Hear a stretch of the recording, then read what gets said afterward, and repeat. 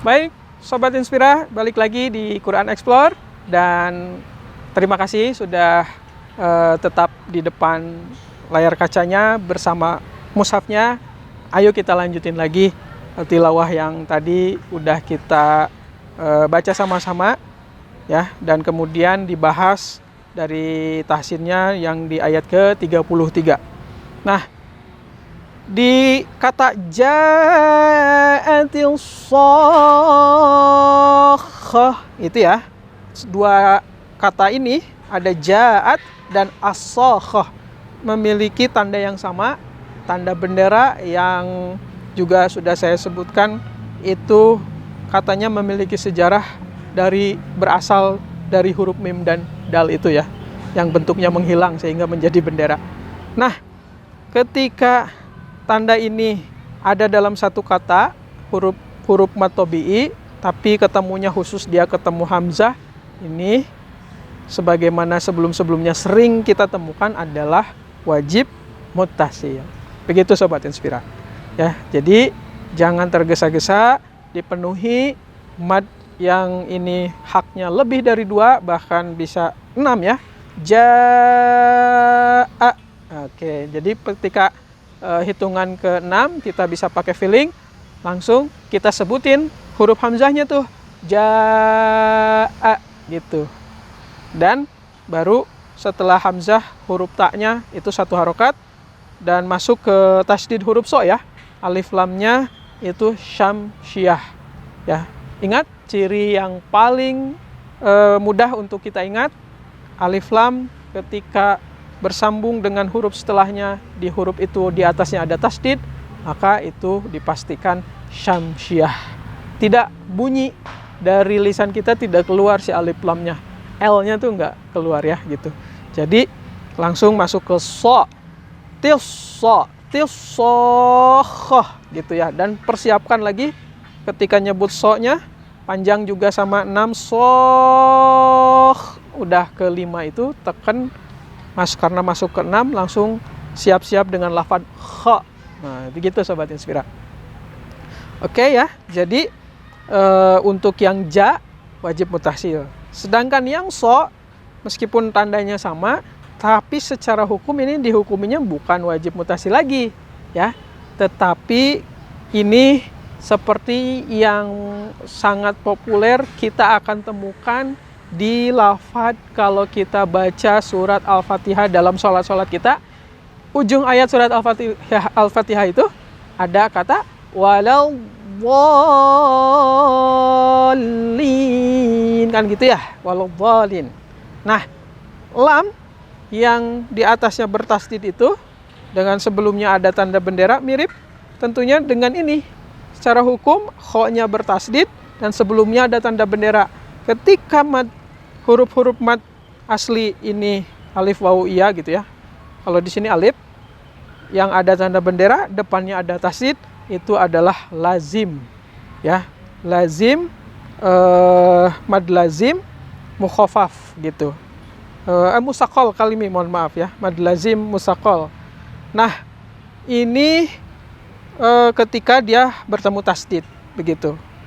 Kemudian ketika madnya sudah kita mengetahui mana yang 2 dan lebih 2, maka tugas selanjutnya Sobat Inspira diperhatikan makhraj dan sifatnya. Gitu, seperti biasa ya. Di awal ada fa, ini termasuk makhraj yang mudah insya Allah. Alif juga sama, itu fa adanya di syafatain, di bibir. Alif itu adanya di al-jauf ya, rongga mulut, fa, i.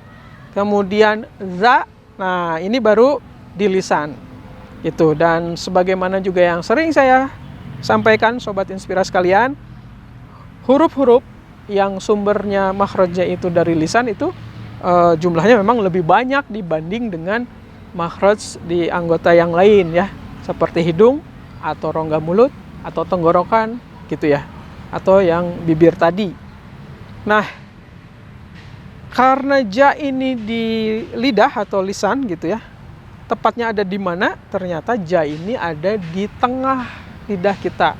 Kalau ini ibaratnya lidah nih Sobat Inspira, bagian yang tengah ini kan pangkal, ini ujung, nah tengahnya ini dinaikkan.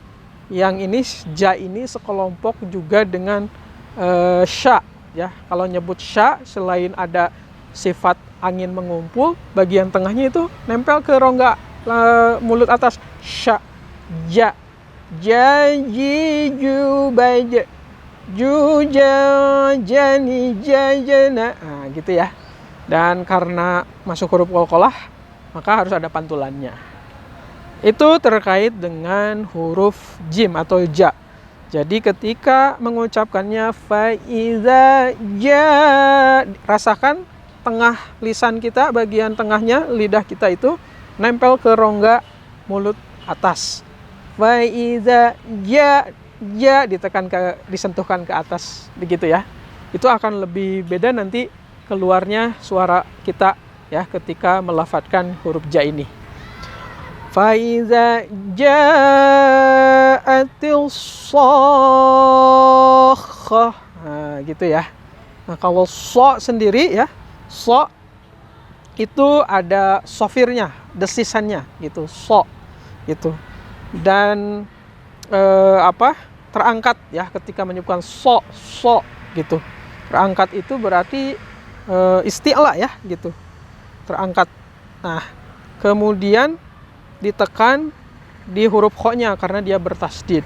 Sokh, ada gitu ya, sokh, khoh gitu.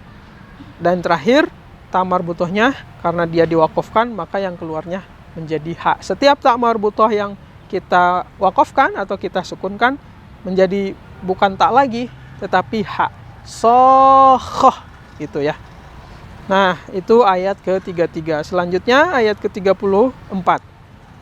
Di ayat ke-34 ini ada lafaz yauma yafirrul mar'u min akhih. Ya itu juga sama di tengah lidah seperti halnya sya dan ja tadi ya. Ya, ja itu mirip satu kelompok dia gitu. Adapun secara mad apakah itu mad tobi'i karena ada wawu. Mad tobi'i itu alif wawu iya kan ya. Dan posisinya mati. Tapi lihat ya-nya bukan domah. Kalau ya-nya domah baru itu mad tobi'i. Tapi ya-nya di sini fathah. Yau begitu. Maka ini mad lin. Itu harus mengalir lembut. Yauma yafirrul. Nah, ada ro tasdid itu seperti apa? Nanti juga ada ro lagi. Ro ini penting untuk kita maksimalkan hukumnya yang kita sebut dengan tafkhim. Bagaimana penjelasannya? Nanti kita akan jelaskan, jangan kemana-mana setelah pesan yang berikut ini.